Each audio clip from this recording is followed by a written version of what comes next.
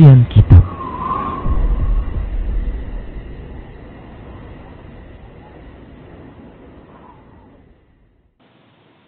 Assalamualaikum warahmatullahi wabarakatuh. Innal hamdalillah nahmaduhu wa nasta'inuhu wa nastaghfiruh wa na'udzu billahi min shururi anfusina wa sayyiati a'malina.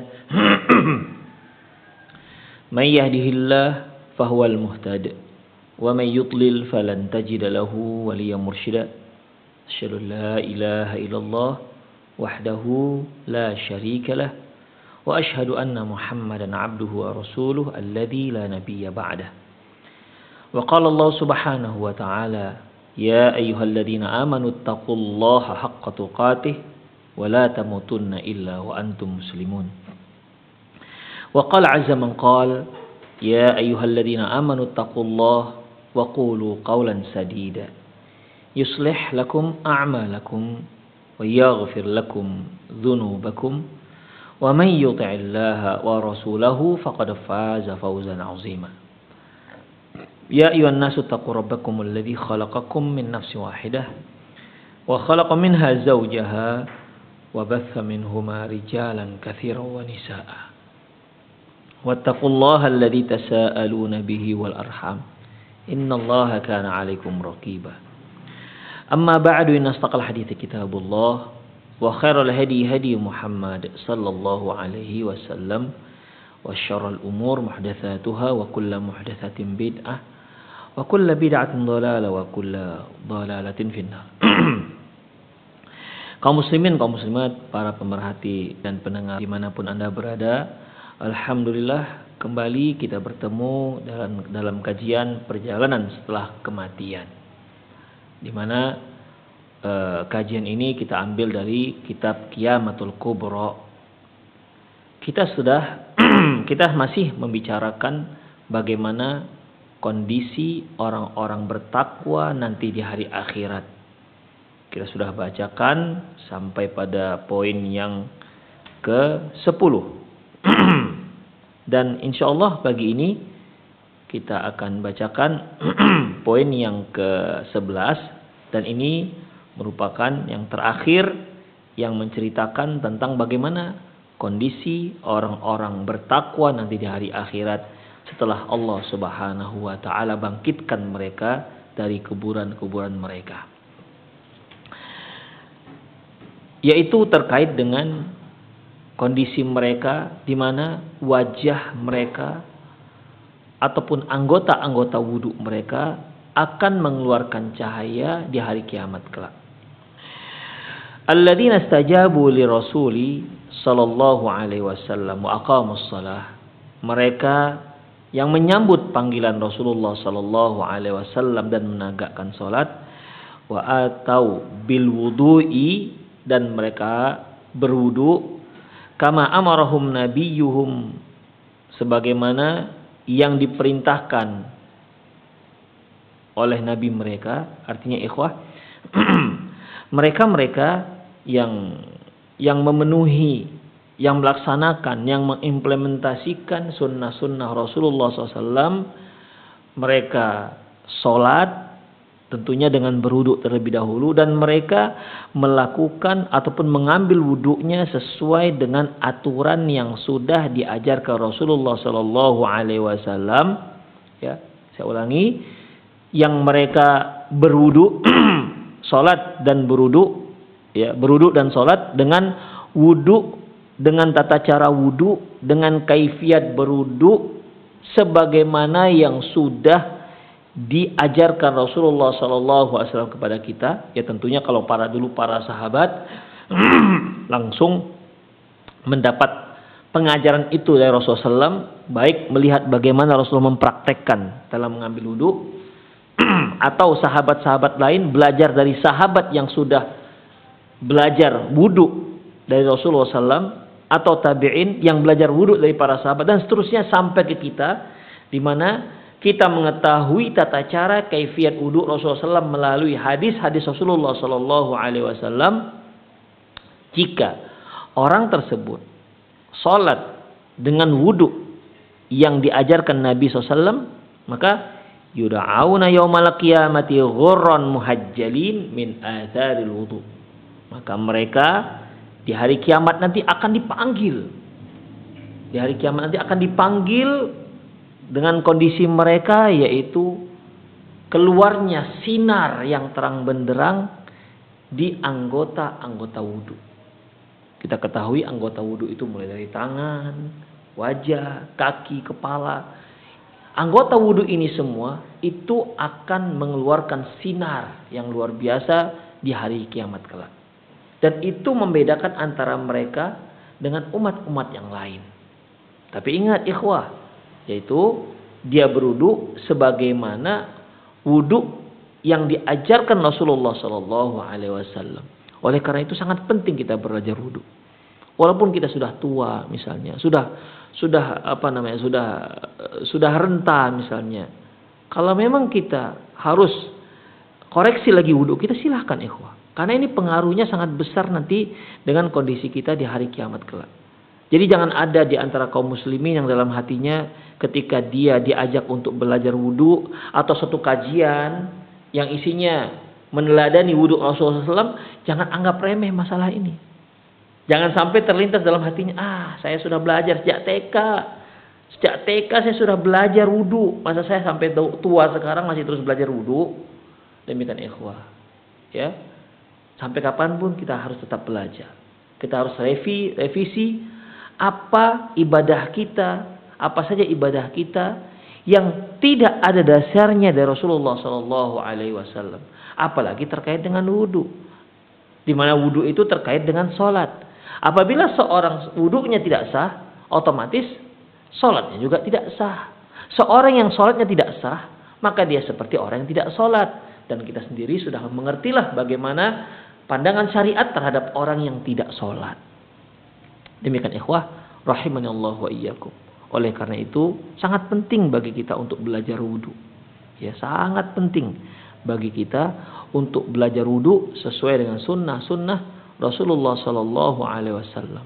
Insyaallah ustaz-ustaz kita sudah banyak menerjemahkan kitab-kitab wudu, ya, baik mereka yang menulis langsung maupun melalui terjemahan ahli bahasa, yang bukunya bahasa Arab dialih bahasakan ke dalam bahasa Indonesia dari Syekh Fulan yang ternama, masya Allah. Tinggal kita mau belajar ataukah tidak. Karena itu nanti kaitannya dengan apa?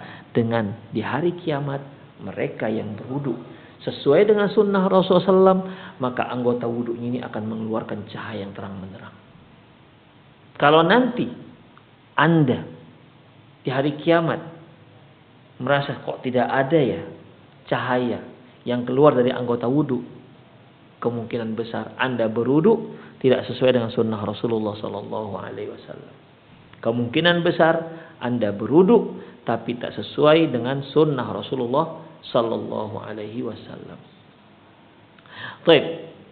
Wa fi Sahih al-Bukhari, dalam kitab Sahih Bukhari, an Abi Hurairah radhiyallahu anhu, dari Abi Hurairah radhiyallahu anhu qala, dia berkata, sami'tu Rasulullah sallallahu alaihi wasallam yaqul, aku pernah mendengar Rasulullah sallallahu alaihi wasallam bersabda, inna ummati yud'auna yaumal qiyamati ghurran muhajjalin min atharil wudu. Sesungguhnya umatku nanti akan dihimbau di hari kiamat, akan dipanggil di hari kiamat dalam kondisi ghurran muhajjalin. Dalam kondisi ghurran muhajjalin. Ini merupakan sinar. Nanti di sini akan disebutkan apa definisi ghurran dan apa definisi muhajjalin. Intinya, ya, umatku kata Rasulullah akan dipanggil di hari kiamat dalam kondisi ghurran muhajjalin min atharil wudu, karena bekas wudu. Ya. Ghurran muhajjalin cahaya. Nanti rinciannya akan kita jelaskan. Cahaya yang keluar dari anggota-anggota wudu yang dahulu pernah dia basuh di saat dia akan melaksanakan sholat. Dan ingat, dia membasuhnya, dia menyekanya sesuai dengan sunnah Rasulullah Sallallahu Alaihi Wasallam. Inilah keistimewaan orang yang berwudu sesuai dengan sunnah Rasulullah Sallallahu Alaihi Wasallam. Tentunya ikhwah, ketika Rasulullah menyebutkan dia akan mengeluarkan cahaya di anggota-anggota wudunya, ghurran muhajjalin, tentunya orang ini setelah wudu dia melaksanakan sholat. Jadi bukan dia sekedar wudu tapi nggak sholat. Yang seperti ini tidak berlaku, ikhwah. Ya. Karena pada dasarnya wudu itu untuk sholat intinya. Ya, adapun yang lain-lain seperti dia mau membaca Quran, ya, itu merupakan hal-hal lain. Tapi yang intinya wudu itu sebenarnya adalah untuk sholat. Jadi kalau ada orang wudu sesuai dengan sunnah Rasulullah SAW, tapi dia tak sholat, ya, tak sholat, maka tidak akan muncul ghurran muhajjalinnya. Tidak akan muncul yang namanya cahaya di tempat-tempat wudu. Kenapa? Karena wudu itu untuk sholat. Kalau Anda wudu saja tanpa sholat, apa gunanya wudu Anda? Demikian ikhwah. Ya, jadi zohir daripada hadis ini, ya, zohir daripada hadis yang beliau sebutkan, inna ummati yud'auna yaumal qiyamati ghurran muhajjalina min athal wudu. Sesungguhnya umatku nanti di hari kiamat akan dipanggil dalam keadaan yang anggota badannya, anggota wudunya terang menerang, ya, itu jika dia tentunya sholat, bukan sekedar wudu. Demikian ikhwah. Qala Ibnu Hajar rahimahullah mengatakan, ghurran jamak daripada aghar, ya. Jamak daripada aghar aidu ghurratin, yaitu yang memiliki ghurrah. Wal aslul ghurrati lum'atun bayda'un takunu fi jabhatil faras. Asal daripada makna ghurrah adalah yaitu lam'ah, cahaya atau cahaya putih yang berasal dari dahinya kuda. Jadi kalau kita lihat ada kuda, ya, di bagian keningnya itu, bagian kening, ya, dahinya itu ada putih, warna putih. Jadi di sininya itu putih. Ini telinganya, ya, mulai dari dahinya itu ke bawah itu putih. Demikian ikhwah. Putih biasa sampai hidung. Jadi kanan kiri pipinya itu hitam, di depannya ini putih. Demikian ikhwah. Rahimanallahu wa iyyakum. Ya, jadi itu dikatakan ghurr. Summa stu'milat fil jamali wasyuhrati wat-tibi dzikr. Kemudian istilah ini digunakan sebagai ungkapan menunjukkan kerupawanan, kemasyhuran, orang yang selalu disebut dengan kenangan baik. Nah, demikian ikhwah. Jadi ghurrah yang tadinya sebenarnya asal usulnya yaitu warna putih yang ada di kepala ataupun di keningnya kuda, itu sudah dipakai, ya, dipakai untuk mengungkapkan seseorang yang berwajah rupawan, seorang yang masyhur. Sama dalam bahasa Indonesia ikhwah, ada yang disebut dengan otak udang. Ya, kita tahu asal usul otak udang itu apa. Udang adalah hewan dan dia ada otaknya. Otak udang itu sedikit sekali ikhwah. Tapi biasanya kita menggunakan kalimat ini untuk mengungkapkan orang yang bodoh. Sehingga ketika ada orang yang bodoh, kita ungkapkan dia dengan dia otaknya otak udang. Begitu. Dia orang yang berotak udang. Artinya, ikhwah, dia seorang yang bodoh. Jadi bukan otak udang itu ada di otak dia, tentunya tidak. Demikian ya. Ini sebuah isti'arah, artinya pinjaman, sebuah ungkapan, ya, sebuah ungkapan yang mengungkapkan makna lain yang biasa digunakan. Demikian ikhwah, rahimanallahu wa iyyakum. Dan hal ini banyak, ya. Banyak penggunaan-penggunaan bahasa seperti ini, baik dalam bahasa Arab maupun dalam bahasa Indonesia. Demikian ikhwah, rahimanallahu. Biasanya juga orang Arab menggunakan ungkapan orang yang bodoh dengan keledai, misalnya himar, ya, dan seterusnya dan seterusnya. Demikian ikhwah rahimanallahu wa iyyakum. Baik. Nah, di sini ghurrah itu yang asal katanya adalah sebuah ungkapan untuk warna putih yang ada di dahi kuda. Nah, ghurrah ini sudah digunakan untuk mengungkapkan seorang yang rupawan dan seorang yang masyhur, yang baik kenangannya. Wal murad bihuna nurun huna an-nurul kainu fi wujuhi ummati Muhammadin sallallahu alaihi wasallam. Yang dimaksud dengan ghurrah di sini yaitu cahaya yang muncul di wajah umat Nabi sallallahu alaihi wasallam. Wa ghurran mansubun 'ala al-maf'uliyati yud'auna 'ala halin. Dikatakan ghurran itu mansub, ya. Dikarenakan posisi dia seperti posisi dalam keadaan mansub, ya. Maf'uliyah yang dikenai suatu kerjaan, sehingga mereka dipanggil yuda'auna, mereka dipanggil dalam keadaan yang mengeluarkan cahaya. Nah, demikian ikhwah. Makanya inna ummati yuda'auna yaumal qiyamati ghurran muhajjalin. Sungguhnya umatku nanti dihimbau, dipanggil di hari kiamat dalam keadaan ghurran. Jadi ala halin, dalam keadaan yang mereka mengeluarkan cahaya. Kemudian ay annahum idza du'u ala ru'usil asyhad nudu bihadzal wasf. Artinya mereka ketika dipanggil di hadapan semua umat manusia, mereka akan datang dalam bentuk, dalam keadaan seperti itu. Wa kanu ala hadhihi sifah, dan dengan memiliki sifat seperti itu. Demikian ikhwah. Dia dipanggil di depan khalayak ramai dalam keadaan wajah dan anggota wudunya mengeluarkan cahaya sehingga orang-orang menjadi kagum atas orang tersebut. Wa qauluhu muhajjalin minat tahjil, ya, kata-kata muhajjalin dari tahjil, wa huwa biyadun yakunu fi thalasi qawaimi min qawail fars. Adapun muhajjalin yaitu warna putih yang ada di 3 kaki kuda. Jadi kalau ghurran itu warna putih yang ada di kening kuda, adapun muhajjalin yaitu warna putih yang ada di 3 kaki kuda. Jadi 3 kaki kuda itu di ujungnya itu putih. Dari mulai lutut bawah sampai ke kukunya itu warna putih. Kuda ini asalnya warna hitam, ya. Kuda ini asalnya warna hitam, hanya di kepalanya, di dahinya ada warna putih, dan di kakinya ada warna putih dari mulai lutut sampai ke bawah. Demikian ikhwah. Dan itu hanya 3. Adapun kaki 4-nya tetap hitam. Hanya 3 kakinya yang memiliki warna putih. Inilah asal kata makna daripada muhajjalin.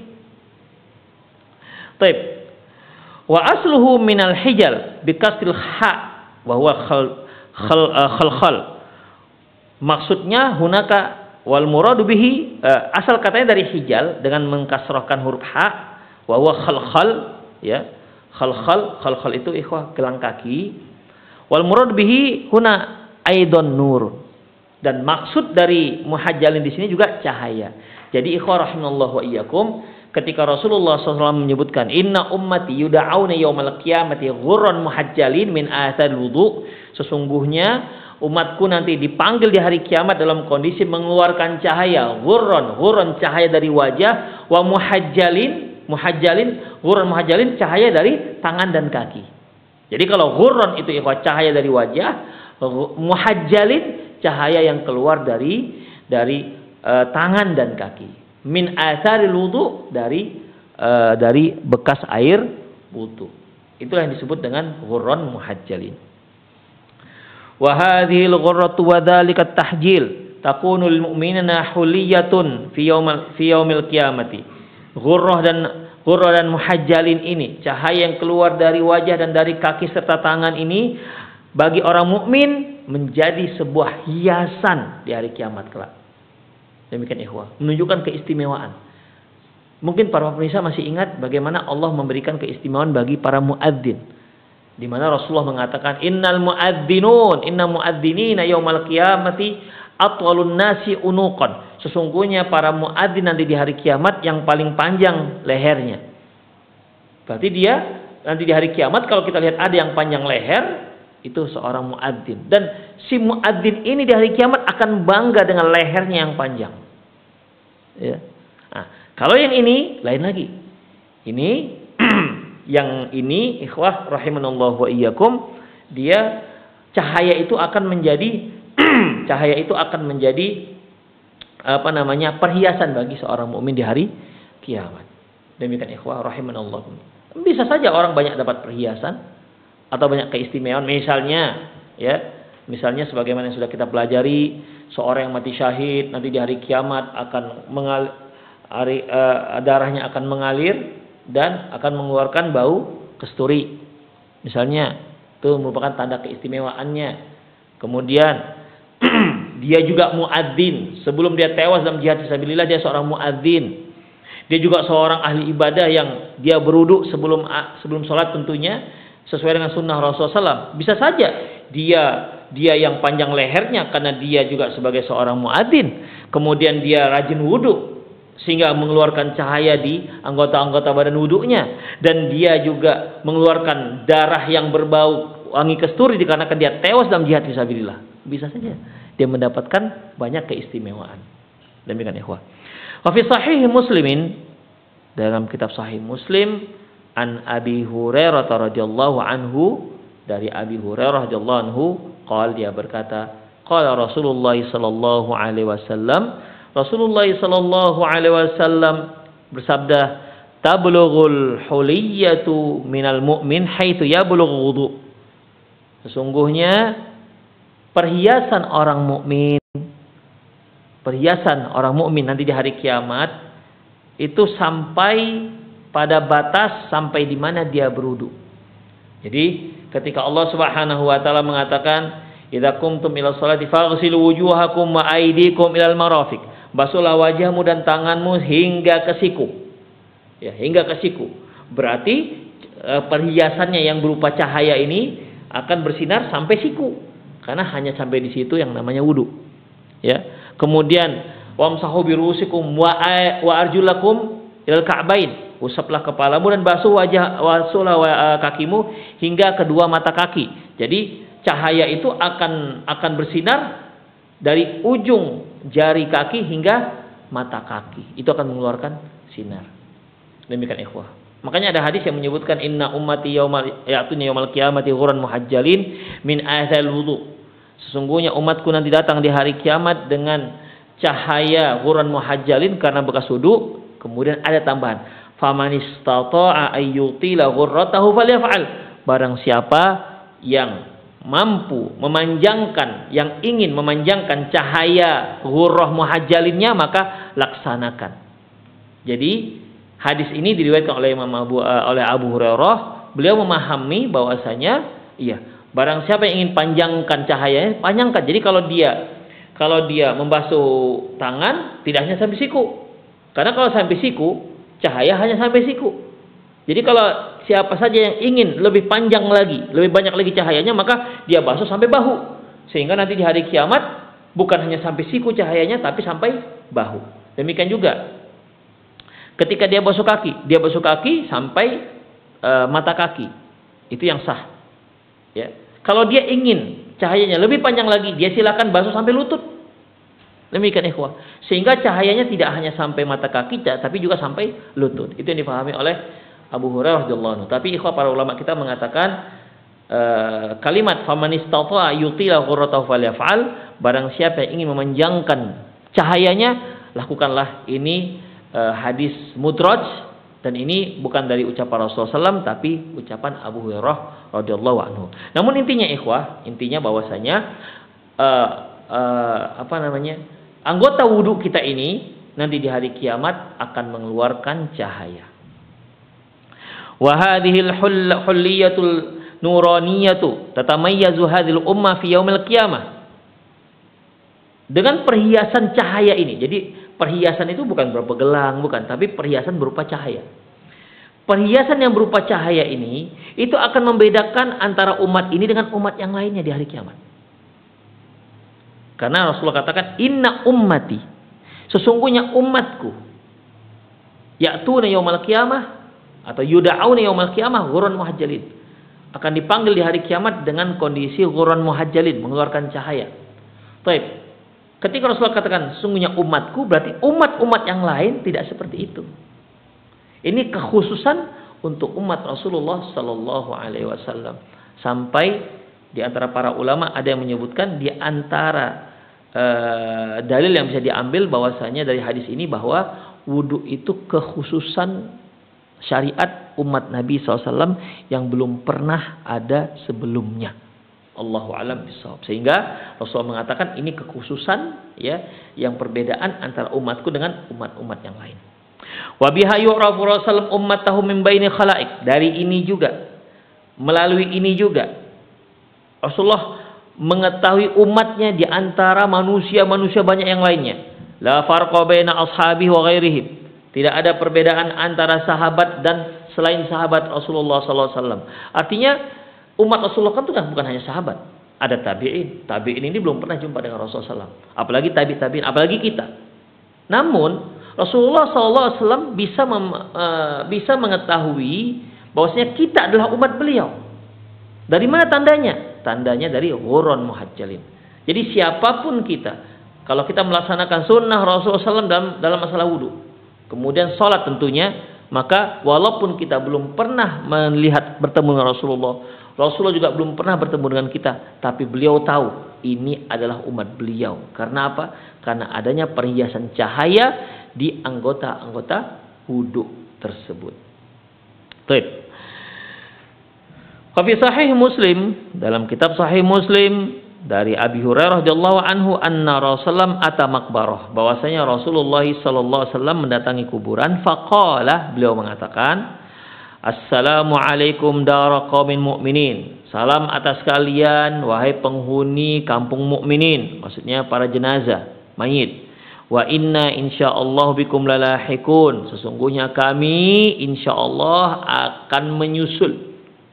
Karena enggak akan ada orang yang enggak menyusul, ikhwah. Semua pasti akan menyusul. Cepat lambat akan menyusul orang yang sudah mati. Itu dia. Belum pernah ada sejarahnya manusia yang tak mati-mati, kecuali hanya satu. Dia adalah Nabi Isa alaihissalam, ya, yang diangkat oleh Allah Subhanahu wa taala ke langit. Wa ma qataluhum wa ma salabuhu wa ma qataluhu wa ma salabuhu walakin syubbiha lahum barafa'ahu Allah ilaih. Tidaklah mereka membunuhnya, tidak juga mensalibnya, tapi diserupakan dengan mereka dan dia diangkat ke langit. Ya. Dia diangkat ke langit oleh Allah Subhanahu wa taala. Ini merupakan persiapan nanti untuk menghadapi Dajjal, ya. Beliaulah yang nanti akan menghadapi Dajjal di akhir zaman kelak.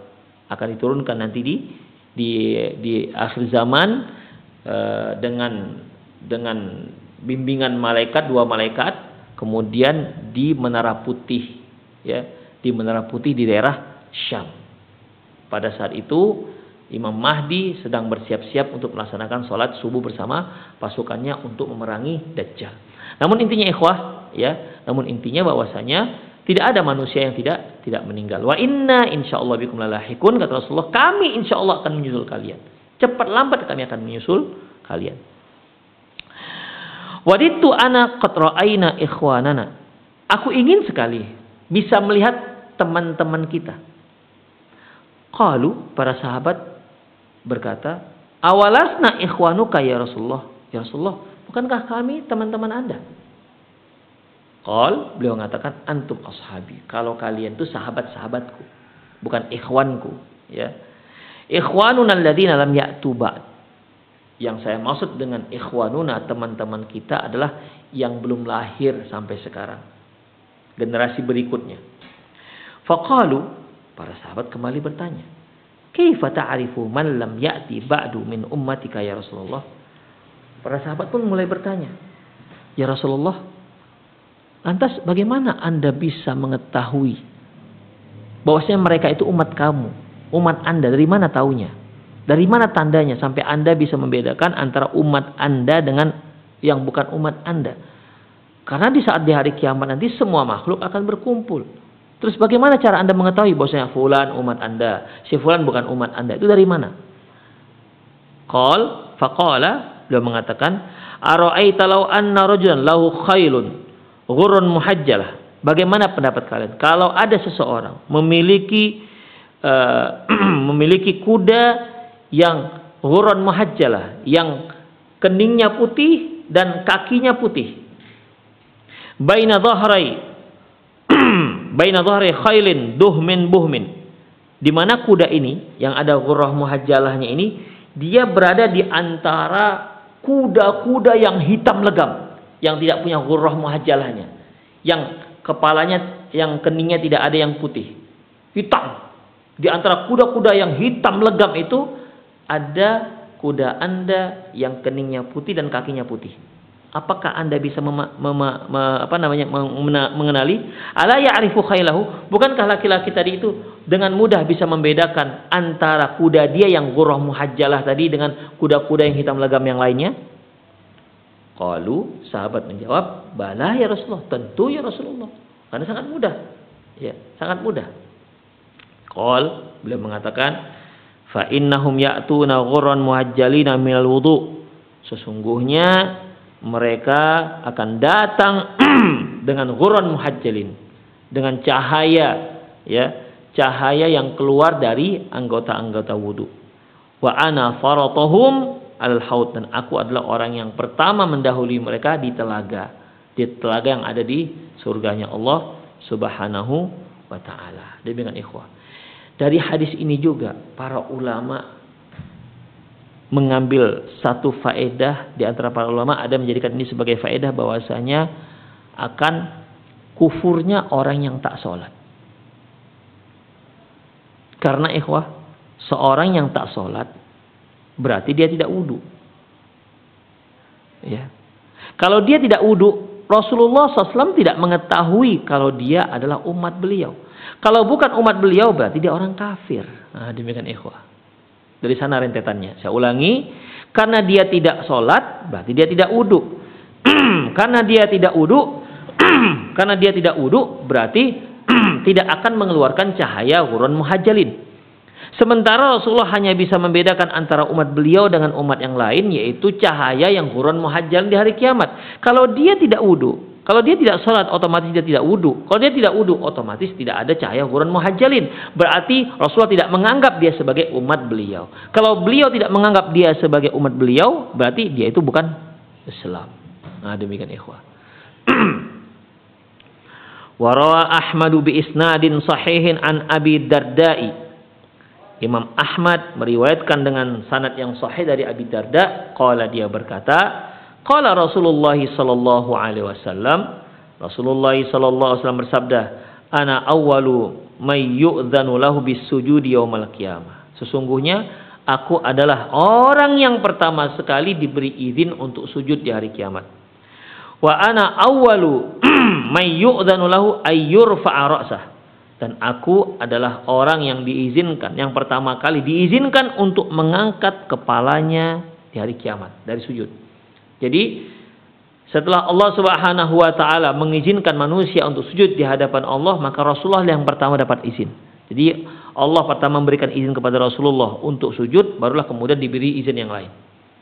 Demikian juga Rasulullah orang pertama yang akan diberi izin untuk mengangkat kepalanya dari sujud. Sebelum yang lain mendapat izin. Ya, sebelum yang lain mendapat izin. Kemudian fa'anduru ila ma baina yadi. Aku melihat yang di depanku. Fa'arifu ummati bainal umam. Dan disitulah aku faham, aku memahami, aku bisa membedakan antara umatku dengan umat-umat yang lainnya. Wa min khalfi misla dzalik. Demikian juga aku lihat ke belakang, sama seperti itu. Aku bisa mengenali mereka, ya, dengan aku bisa mengenali mereka dengan ghurran muhajjalin tadi. Aku tahu, bisa membedakan. Kemudian wa an yamini misla dzalik. Kemudian aku lihat ke kanan, juga seperti itu. Aku bisa membedakan orang-orang yang berada di sebelah kananku, mana umatku dan mana yang tidak umatku. Wa an shimali misla dzalik. Demikian juga aku melihat ke kiri. Aku bisa membedakan mana umatku dan mana yang tidak umatku. Berarti ikhwah, di sini Rasulullah SAW itu sujud dikelilingi oleh umat manusia yang lainnya. Jadi bukan di depan, ya, bukan di depan sementara umat manusia itu di belakang, enggak begitu. Jadi beliau di tengah-tengah umat. Beliau ada di tengah-tengah umat manusia dan beliau diizinkan untuk sujud. Dan yang lain juga sujud. Tapi beliaulah yang pertama diizinkan untuk sujud. Dan ketika mengangkat kepala, beliaulah orang yang pertama diizinkan untuk mengangkat kepala sebelum Allah memberikan izin kepada yang lainnya. Dan ketika beliau mengangkat kepala dari sujud, beliau melihat ke depan. Beliau bisa membedakan mana umat beliau dan mana yang tidak umat beliau. Dari ghurran muhajjalin tadi. Beliau nengok ke belakang, dilihat ke belakang, bisa beliau bedakan mana umat beliau dan mana yang bukan umat beliau. Beliau lihat ke kanan, demikian juga beliau ke kiri. Beliau bisa membedakan mana yang umat beliau dan mana yang tidak umat beliau dari ghurran muhajirin tersebut. Faqala rajul, seorang laki-laki berkata, "Ya Rasulullah, kaifa ta'rifu ummataka min bainil umami fima baina Nuhin ila ummatik?" Ya Rasulullah, bagaimana Anda bisa mengetahui mana umat Anda sementara waktu itu manusia berkumpul dari mulai Nabi Nuh sampai Anda. Dari mulai umat Nabi Nuh sampai umat Anda. Karena kan ikhwah, ketika zaman Nabi Nuh itu kan terjadi banjir, memusnahkan semua orang-orang kafir pada saat itu. Dan itu merupakan doa Nabi Nuh, Rabbila tadar. Setelah Nabi Nuh mengetahui bahwasanya tidak ada lagi yang akan masuk Islam. Demikian ikhwah. Tidak ada lagi yang masuk Islam setelah itu. Dan itu Allah Subhanahu wa taala yang mengabarkan. Jadi di sini bukan Nabi Nuh alaihissalam itu putus asa untuk berdakwah, enggak. Ketika beliau mengatakan, "Rabbila tadhar 'ala ardi minal kafirin dayyar." Ya Allah, jangan kau biarkan orang-orang kafir masih hidup. Innaka in tadharhum yudhillu 'ibadaka wa la ya'idu illa fajiran kafara. Sungguhnya kalau engkau biarkan mereka hidup, maka tidak akan keluar dari mereka kecuali orang kafir dan orang-orang penjahat. Mengapa muncul doa ini? Bukan berarti Nabi Nuh kesal dengan mereka dan kemudian mohon agar mereka dimusnahkan. Bukan itu ikhwah. Tapi dikarenakan Allah sudah wahyukan kepada Nabi Nuh bahwasanya Nuh tidak ada lagi yang masuk Islam. Ya, sudah tidak ada lagi yang masuk Islam. Artinya ya percuma kalau kamu berdakwah karena memang takdirnya itu sudah tidak ada lagi. Kenapa Nabi Nuh mengatakan tidak akan lahir dari mereka kecuali orang-orang penjahat dan kafir? Karena Nabi Nuh itu hidup kan 950 tahun. Jadi selama ini itu berapa generasi? Mungkin sekitar 9 generasi. Dan kalau bapaknya kafir, anaknya kafir, cucunya kafir, begitu seterusnya. Makanya tidak ada lagi yang bisa diharapkan dari mereka untuk masuk Islam. Demikian ikhwan. Dan Allah yang mewahyukan kepada Nabi Nuh alaihissalam. Makanya Nabi Nuh berdoa. Ya, Nabi Nuh berdoa, Rabbila tadhar 'alal ardi minal kafirin dayyar. Ya Allah, jangan kau biarkan satupun orang kafir di muka bumi ini. Itulah ikhwah. Maka datanglah banjir dan orang-orang mukmin semua naik kapal, mereka selamat. Itulah umat yang pertama lagi. Tadinya kan dari Nabi Adam. Setelah itu umat yang kedua ini adalah yang dibawa oleh Nabi Nuh alaihissalam. Nah, sahabat ini nanya, "Ya Rasulullah, dari mana Anda bisa membedakan umat yang mulai umat Nabi Nuh sampai umatmu, sampai umat Anda? Gimana Anda bisa membedakan? Begitu banyaknya." Qala, beliau mengatakan, "Hum ghurrun muhajjaluna min athal wudu." Mereka adalah yang mengeluarkan cahaya ghurran muhajjalin. Ghurran yaitu cahaya wajah, muhajjalin yaitu cahaya tangan dan kaki dari bekas air wudu. Laisa ahadun kadzalika ghairuhum. Tidak ada satu umat pun yang seperti itu selain umatku. A'rifuhum annahum ya'tuna kutubuhum bi aimanihim. Dan aku mengetahui karena mereka akan mendapatkan kitab-kitab amalan mereka dari sebelah kanan. Wa a'rifuhum tas'a baina aidihim dzurriyyatuhum. Dan aku mengetahui bahwasanya mereka beriring-iringan di depannya dengan anak cucu mereka. Demikian ikhwah rahimanallah wa iyyakum. Ya, jadi dalam masalah ini salah satu keistimewaan orang-orang yang bertakwa yaitu di hari kiamat akan mengeluarkan cahaya yang terang-benderang dari bekas air wudu. Demikianlah ikhwah rahimanallah wa iyyakum 11 kondisi orang-orang yang bertakwa. Sedikit kita ulang ikhwah ya untuk mengingat kembali yang telah kita pelajari ya. Bagaimana kondisi orang-orang yang bertakwa, sebagaimana yang para pemirsa sudah maklumi, kita sudah pelajari bagaimana kondisi orang-orang kafir di hari kiamat. Kita juga sudah pelajari bagaimana kondisi orang-orang pelaku maksiat dari kalangan kaum muslimin di hari kiamat. Kita alhamdulillah baru saja menyelesaikan bagaimana kondisi orang-orang bertakwa di hari kiamat. Sedikit kita ulang, kondisi mereka yang pertama yaitu mereka la khaufun 'alaihim wa lahum yahzanun. Ketika hari kiamat mereka tidak ada merasa takut dan juga tidak pernah merasa sedih. Demikian ikhwah. Ya, dan tidak ada rasa yafza. Di saat orang-orang terkejut dengan hari kiamat, mereka tidak terkejut. Di saat orang-orang sedih hari kiamat, mereka tidak bersedih. Di saat orang-orang takut di hari kiamat, orang-orang yang bertakwa ini tidak memiliki rasa takut karena dia tahu apa yang akan didapatkannya dari Allah Subhanahu wa taala. Yang kedua yaitu bagaimana Allah Subhanahu wa taala memberikan naungan. Memberikan naungan kepada orang-orang yang mendapatkan memberikan naungan yang pada saat itu tidak ada naungan selain naungan Allah Subhanahu wa taala. Dan itu disebut Rasulullah SAW ada 7 orang. Yang pertama yaitu imam yang adil. Yang kedua yaitu seorang pemuda yang hatinya itu terkait dengan yang mereka tumbuh dalam taatan ibadah kepada Allah Subhanahu wa taala. Yang ketiga yaitu seorang yang hatinya terkait dengan masjid. Yang keempat yaitu dua orang yang saling mencintai karena Allah. Mereka bertemu karena Allah, mereka terpisah karena Allah. Yang kelima yaitu seorang yang dirayu oleh wanita bangsawan dan cantik jelita untuk berbuat mesum. Tapi dia mengatakan, ini akhafullah, aku takut kepada Allah.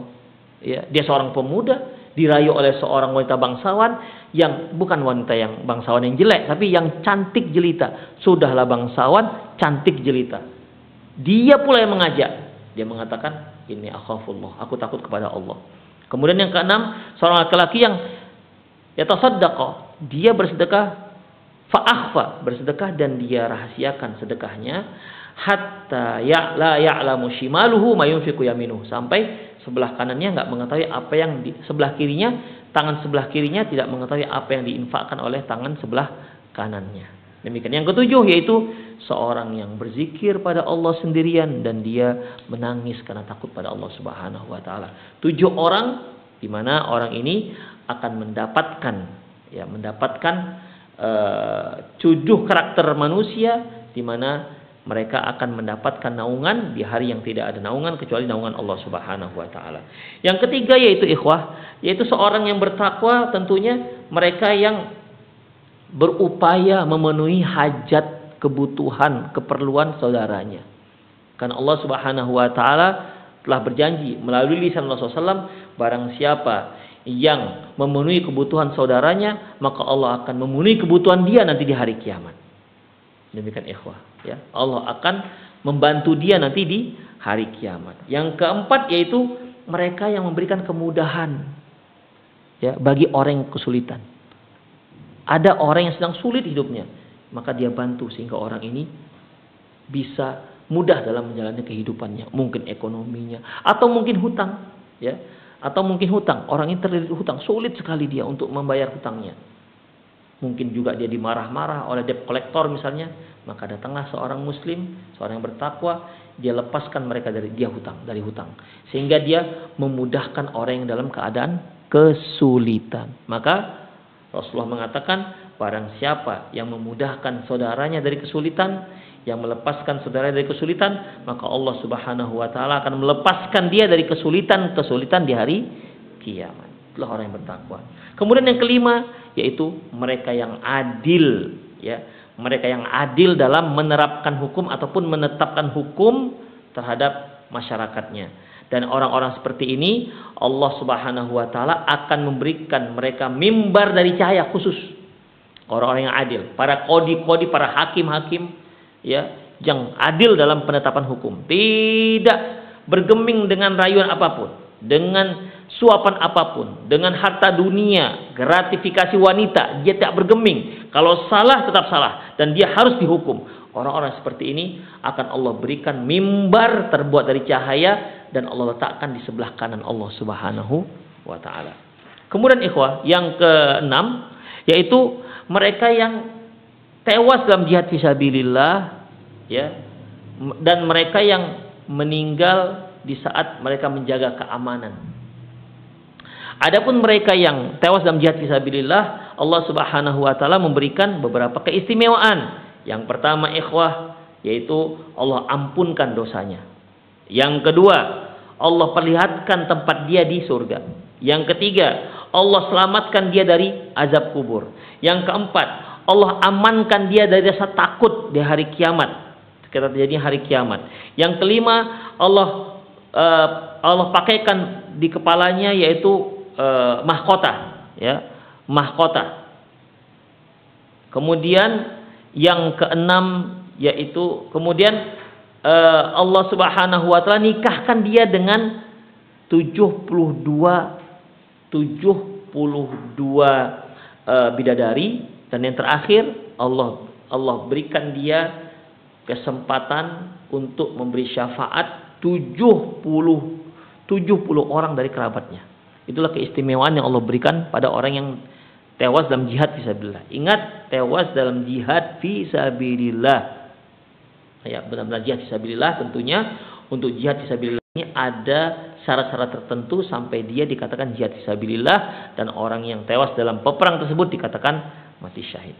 Demikian juga orang yang tewas dalam keadaan dia berjaga-jaga, ya, dalam keadaan dia berjaga-jaga, maka Allah Subhanahu wa taala memberi dia keistimewaan apa, ikhwah? Allah amankan dia dari ketertakutan di hari kiamat. Kemudian Allah akan beri dia makanan yang khusus disediakan Allah dari surga.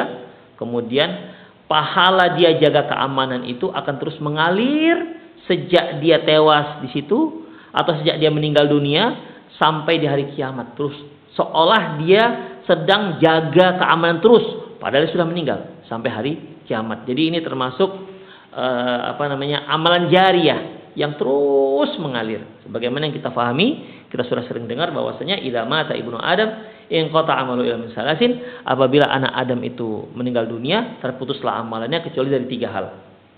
Ya. Al-ilmu yuntafa'u bihi, ilmu bermanfaat yang diajarkan, sedekah jariah yang dia berikan, waladun saleh yad'ulah, atau anak soleh yang mendoakannya. Namun kalau yang 3 ini akan terus mengalir pahalanya. Termasuk ini, seorang yang meninggal dalam keadaan dia menjaga keamanan, maka sejak dia meninggal tersebut sampai hari kiamat, walaupun dia nggak jaga lagi kan, karena kan sudah meninggal dunia, namun seolah dia dapat pahala seolah dia menjaga keamanan hingga hari kiamat, terus mengalir. Demikian ikhwah rahimanallah. Kemudian yang ke-7 yaitu seorang yang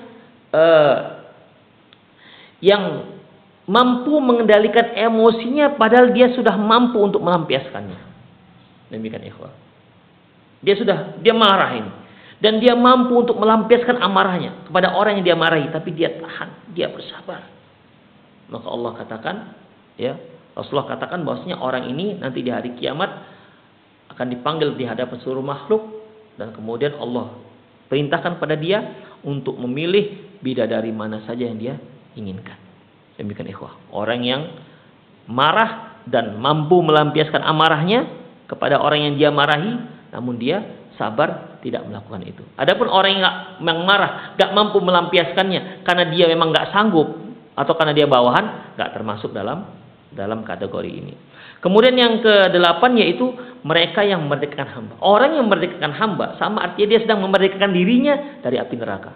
Ya, kalau hamba itu ikhwah, dari mulai ujung rambut sampai ujung kaki, berarti dia telah membebaskan dirinya dari ujung rambut sampai ujung kakinya dari api neraka. Kemudian yang ke-9, ya seperti yang di awal tadi telah kita singgung bahwasanya seorang bertakwa yang dia suka adzan ketika di dunia, maka dia akan Allah beri keistimewaan dengan panjang lehernya, ya, dan dia bangga dengan panjang lehernya nanti itu. Kenapa? Karena Allah Subhanahu wa taala telah memberi dia sebuah keistimewaan. Kemudian terkait dengan yang ke-10 yaitu orang bertakwa yang ada ubannya. Rasulullah SAW berkata bahwasanya orang yang bertakwa di hari kiamat nanti yang dia muncul uban di saat dia dalam Islam, dia tumbuh ubannya saat dia berjuang, muncul ubannya di saat dia sedang berdakwah dalam dakwah Allah Subhanahu wa taala, mengajak orang-orang ke jalan Allah Subhanahu wa taala. Maka setiap satu uban yang tumbuh di kepalanya, maka itu akan mengeluarkan cahaya di hari kiamat, dan akan dituliskan untuk dia satu kebaikan dan akan dihapuskan untuk dia satu kesalahan.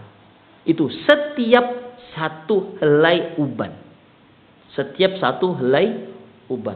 Jadi kalau ada 1000 uban di kepalanya, di janggutnya, maka dia memiliki 1000 cahaya di hari kiamat.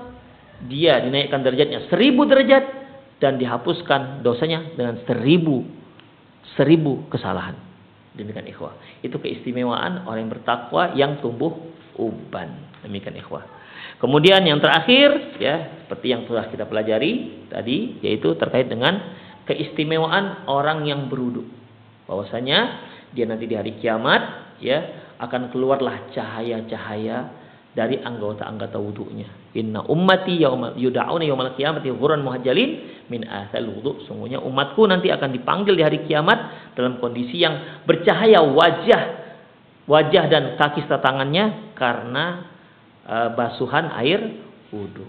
Demikianlah ikhwah para pemirsa Roja TV dimanapun Anda berada dan pendengar radio Roja dimanapun Anda berada, 11 kondisi orang yang bertakwa di hari kiamat yang semoga Allah Subhanahu wa taala menjadikan kita termasuk orang-orang yang bertakwa yang mendapatkan nikmat dari yang telah kita pelajari. Demikian, lebih kurang maaf, aku qouli hadza wa astaghfirullah li wa lakum wa lisa'il muslimin innahu wal ghafurur rahim. Naam.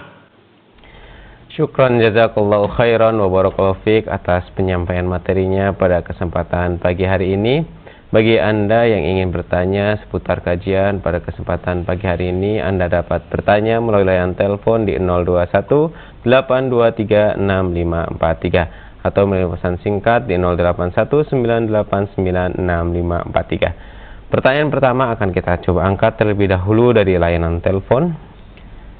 Halo.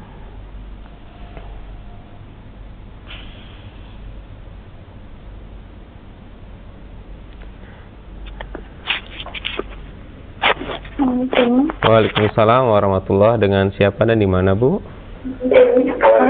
Ini dari Ibu Sri. Mohon maaf, Bu, volumenya dikecilkan terlebih dahulu, Bu. Ya, silahkan, Bu. Ini dari Ibu Sri di NTB. Assalamualaikum warahmatullahi wabarakatuh. Waalaikumsalam warahmatullahi.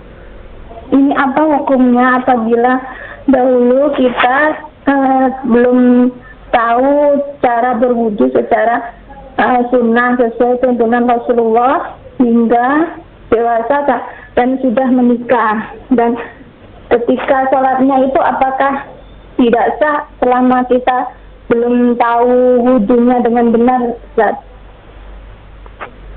Sudah, Ibu? Ya. Baik, silahkan Ustaz. Baik, jazakumullah khairan Ibu di NTB.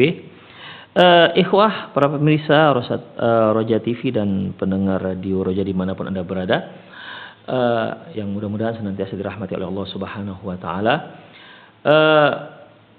Terkait dengan ketidaktahuan kita bagaimana cara berwudu sesuai dengan sunnah Rasulullah SAW yang dulu pernah kita lakukan itu bagaimana? Ikhwah, a'azinallahu wa iyyakum. Pertama, kita seorang mukmin, seorang muslim tetap wajib untuk terus menuntut ilmu. Terus menuntut ilmu. Karena Rasulullah SAW mengatakan, talabul ilm fardhatun ala kulli muslim. Menuntut ilmu merupakan wajib atas setiap muslim. Barang siapa yang tidak menuntut ilmu, maka dia berdosa. Kemudian Allah Subhanahu wa taala juga mengajarkan Rasulnya satu doa. Apa doanya? Wa qur rabbi zidni ilma. Katakanlah, Rabbi, wahai Tuhanku, zidni ilma, tambahkan ilmuku. Ini menunjukkan bahwasanya kita terus harus menuntut ilmu dalam setiap amalan-amalan yang kita lakukan. Kita update kembali, kita review kembali terkait dengan ibadah-ibadah kita. Dari mulai wudhu kita pelajari kembali. Jangan-jangan ada yang salah.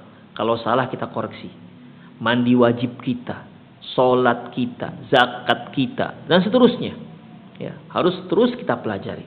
Jangan sampai ada satu perbuatan yang kita lakukan, ada ibadah yang kita lakukan tanpa ada dalil di sana. Demikian ikhwah.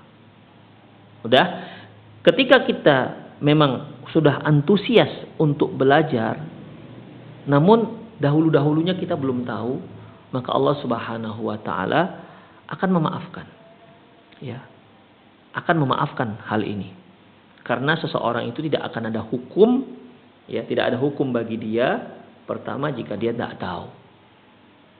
Yang kedua, jika dia pertama kalau dia nggak tahu, yang kedua jika dia lupa, yang ketiga, yang pertama jika dia tidak tahu, yang kedua jika dia tidak sengaja, yang ketiga jika dia terpaksa. Jika pada diri seorang muslim terjadi hal ini, dia melakukan sesuatu yang sebenarnya itu haram, tapi karena dia nggak tahu, maka tidak dosa. Tapi dalam kondisi dia tetap belajar. Bukan dia tidak mau tahu dengan Islam, ya. Itu lain lagi ceritanya. Kan ada orang-orang yang memang tidak mau tahu dengan agamanya. Dia Islam, tapi dia nggak mau tahu gimana sholat yang baik. Dia Islam, tapi dia nggak mau tahu bagaimana cara menutup aurat yang baik. Dia Islam, tapi dia tak mau tahu bagaimana cara wudhu yang baik. Ini lain lagi ceritanya. Ini adalah orang-orang yang memang dia belajar dan ternyata ada yang salah, ada yang tidak dia ketahui. Ternyata yang selama ini dia lakukan itu dilarang misalnya. Maka Allah Subhanahu wa taala maafkan. Yang kedua, yaitu tidak sengaja. Sesuatu yang dilakukan tidak sengaja, maka tidak ada hukum. Makanya apabila seorang sedang berpuasa, man shoma, barang siapa yang berpuasa, fa'akala wa syari barang siapa yang berpuasa fa'akala wa syariba nisyanan, barang siapa yang berpuasa tapi dia makan dan minum karena lupa, maka dia itu fa'innahu qad at'amahu Allah wa saqah, maka sesungguhnya barang siapa yang berpuasa kemudian dia lupa atau tak sengaja dia makan ataupun minum, falyutimma shaumahu, hendaklah dia sempurnakan puasanya. Fa inna ma at'amahu Allah wa saqah, karena sesungguhnya dia sudah diberi makan dan minum oleh Allah Subhanahu wa taala. Yang ketiga, kalau dia terpaksa. Dia dipaksa untuk melakukan satu hal yang dilarang oleh Allah Subhanahu wa taala. Benar-benar dipaksa.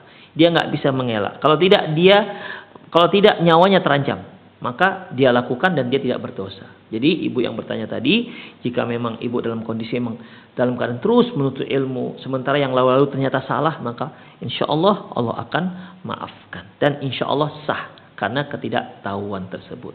Allahu a'lam bishawab. Syukran jazakallahu khairan wa barakallahu fiik atas jawabannya Ustaz. Semoga bermanfaat bagi penanya. Selanjutnya masih akan kita coba angkat dari layanan telepon. Halo. Dari layanan telepon. Halo. Assalamualaikum. Waalaikumsalam warahmatullah. Dengan Bapak siapa di mana Pak? Dengan Widi di Tangerang. Silahkan Pak, pertanyaannya Pak. Mohon izin bertanya Ustaz, terkait kehidupan setelah kematian. Di kisah Isra Mi'raj, Rasulullah SAW diberikan kesempatan oleh Allah Subhanahu Wa Taala untuk melihat neraka, yang mana salah satunya adalah banyaknya penghuni neraka dari kaum wanita. Pertanyaan saya adalah apakah itu hanya penggambaran di masa yang akan datang, atau memang sudah ada penghuninya pada saat Rasulullah dalam kondisi Isra Mi'raj Ustaz. Barakallahu fiik. Dari taufik wa hidayah. Wassalamualaikum warahmatullahi wabarakatuh. Waalaikumsalam warahmatullahi wabarakatuh. Silakan Ustaz. Ikhwah, Rasulullah Shallallahu Alaihi Wasallam melihat surga dan neraka dan sudah ada penghuninya. Pertanyaannya, apakah surga dan neraka itu sekarang sudah ada penghuninya? Padahal kiamat belum terjadi. Sebelum terjadi hari kiamat, sebelum adanya hisab, maka manusia tidak ada yang masuk surga dan tidak ada yang masuk neraka. Ini bagaimana? Sementara Rasul sudah melihat sejak dulu. Ikhwah rahimanallah wa iyyakum.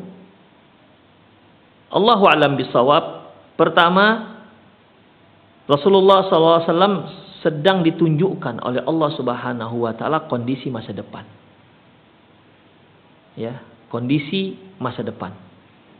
Apa yang diperlihatkan Allah Subhanahu wa taala kepada beliau itu kondisi masa depan. Beginilah kondisi masa depan. Sebagaimana Rasulullah SAW diperlihatkan oleh Allah Subhanahu wa taala sebelum jatuhnya Farsi dan Romawi. Ya, sebelum jatuhnya Farsi dan Romawi.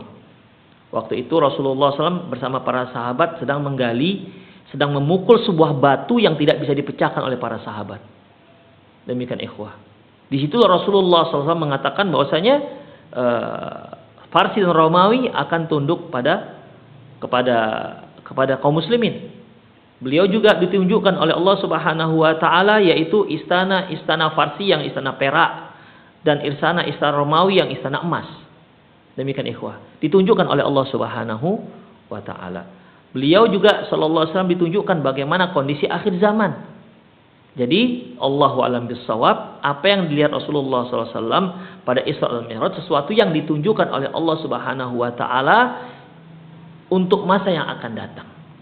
Jadi bukan berarti sudah ada penghuninya, tapi itulah yang ditunjukkan oleh Allah Subhanahu wa taala ketika terjadi Isra dan Mi'raj. Allahu a'lam bissawab. Syukran jazakallahu khairan wa barakallahu fiik atas jawabannya Ustaz. Semoga bermanfaat bagi penanya.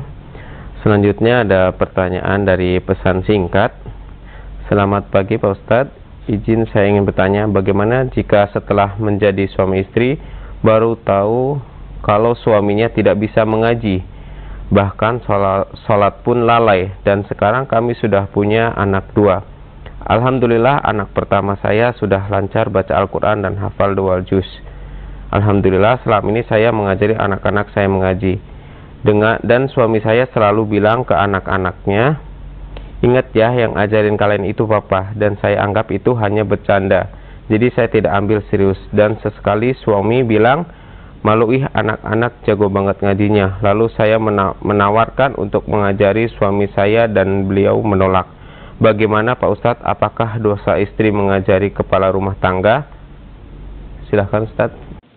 Baik, barakallahu fiik. Konsep melihat sebuah kemungkaran telah dipaparkan Rasulullah sallallahu alaihi wasallam pada kita. Beliau mengatakan, man ra'a minkum munkaran falyughayyir biyadihi. Barang siapa di antara kalian yang melihat kemungkaran, dia ubah dengan tangannya, dengan kuasanya. Ketika seorang suami melihat kemungkaran pada istrinya tak sholat atau istrinya tak pakai jilbab keluar rumah, maka dia bisa cegah karena dia punya kuasa, dia punya tanggung jawab terhadap istrinya. Namun fa illam yastati, kalau nggak sanggup, fabilisanih, maka dia bisa ubah kemungkaran itu dengan lisannya. Seperti seorang istri tidak punya kuasa terhadap suaminya, maka dia bisa mengajak suaminya dengan lisan. Dia gunakan lisannya. Dia menggunakan bujukan rayuannya agar suaminya mau melakukan hal-hal yang bermanfaat untuk dirinya, mau meninggalkan apa yang dilarang Allah Subhanahu wa taala pada dirinya. Fa illam yastati' fa bilisani. Kalau dia nggak sanggup merubah kemungkaran itu dengan kuasanya, maka dia punya lisan. Dia mengajak, ud'u ila sabili rabbika bil hikmati wal mau'izatil hasanah wajadilhum billati hiya ahsan. Ajaklah orang-orang ke jalan Allah dengan hikmah dan dengan peringatan yang baik, dan diskusi dengan dia dengan cara yang terbaik. Demikian ikhwah. Apalagi ini adalah suami. Rasulullah sallallahu alaihi wasallam mengatakan, li ayyahdiyallahu bika rajulan khairul laka min humurin na'am. Sungguh Allah memberi hidayah kepada seseorang melalui dirimu itu lebih baik ketimbang unta merah. Jadi bagi sang istri, teruslah bujuk suaminya dengan cara yang lemah lembut. Jangan seolah dia sedang mengajari suaminya, karena bagaimanapun suaminya itu merupakan pemimpin dirinya. Kalau suaminya dia tahu sekali tidak bisa membaca Al-Quran, maka ajarkan dia. Ayo bang, kapan kita bisa belajar pelan-pelan. Ujuk dia, rayu dia ikhwah. Karena konsep dalam berdakwah itu pada dasarnya adalah dengan kelemah lembutan, dengan bujukan. Makanya Rasulullah SAW mengatakan, Allah Subhanahu wa taala firman, walau kunta faddan ghalidhal qalbi lam faddu min hawlik. Muhammad, kalau seandainya engkau tuh keras hati, kasar, orang-orang kan pergi darimu. Apalagi ini suami. Ya, apalagi ini adalah suami. Maka hendaklah ibu yang bertanya tadi, ya, berupaya dengan semaksimal mungkin, dengan selembut mungkin, sebaik mungkin. Jangan sampai suami itu merasa didikte. suami itu merasa direndahkan karena dia tidak bisa membaca Al-Quran. Atau jangan sampai suami itu merasa tersindir-sindir. Ya, tersindir-sindir gara-gara ucapan-ucapan sang istri. Demikian ikhwah. Bukan tidak mungkin suami nggak bisa baca Quran, anak bisa baca Quran, istri asyik menyindir suami saja. Sehingga suami tidak suka disindir-sindir. Demikian ikhwah. Jadi janganlah berdakwah dengan cara menyindir. Karena sindiran itu belum tentu tepat. Ya, belum tentu tepat. Silakan dakwah secara langsung, cari tempat yang baik, waktu yang baik, dilihat hati yang sedang dalam keadaan baik, dan dengan cara yang paling lembut. Ingat, dia adalah suami anti. Ya, dia adalah suami anti. Dia juga berhak terhadap diri anti untuk ajarkan. Intinya kalau seandainya dia tidak mau, anti nggak berdosa. Tapi kewajiban anti adalah mengajak dia. Bagaimana agar dia bisa membaca Al-Quran. Sebagaimana anti mengajarkan anak-anak anti. Demikian ikhwah rahimanallah. Sekali lagi, bagi anti, bagi para ummahat akhwat yang mungkin suaminya atau orang tuanya tidak bisa baca Quran, ajaklah dengan kelemah lembutan. Ma yakunu rifqu fi syai'in illa zana wala yunza'u fi min syai'in illa syana.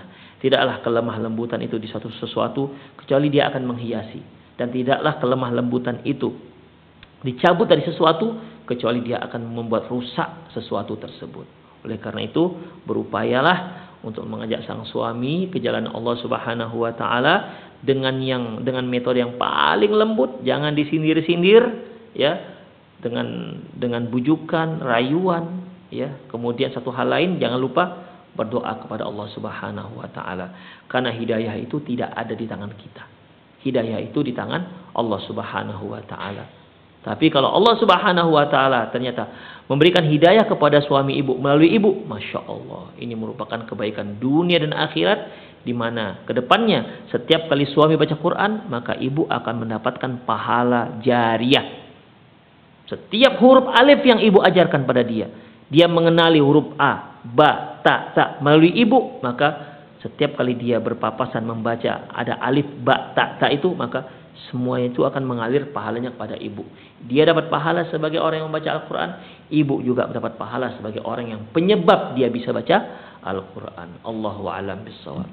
Para pemirsa sekalian, rahimanallahu wa iyyakum. Ya, semoga apa yang kita bahas bermanfaat. Demikian saya undur diri. Mohon maaf atas segala kesalahan. Aku qouli hadza wa astaghfirullah li wa lakum wa lisairil muslimin innahu wal ghafurur rahim. Assalamualaikum warahmatullahi wabarakatuh.